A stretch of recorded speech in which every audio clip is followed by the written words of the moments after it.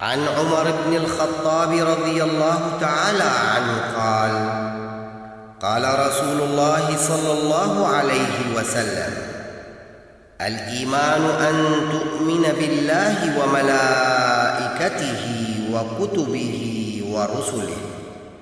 واليوم الآخر وتؤمن بالقدر خيره وشره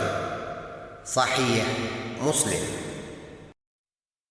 हज़रत उमर इब्न ख़त्ताब रज़ी अल्लाह अन्हु बयान करते हैं कि रसूलुल्लाह सल्लल्लाहु अलैहि वसल्लम फरमाते थे कि ईमान ये है कि तू अल्लाह पर और उसके फ़रिश्तों पर और उसकी किताबों पर और उसके रसूलों पर और यौम आखिर यानी जज़ा सज़ा के दिन पर ईमान लाए और इसके अलावा तू खुदा की तकदीर खैर व शर पर भी ईमान लाए।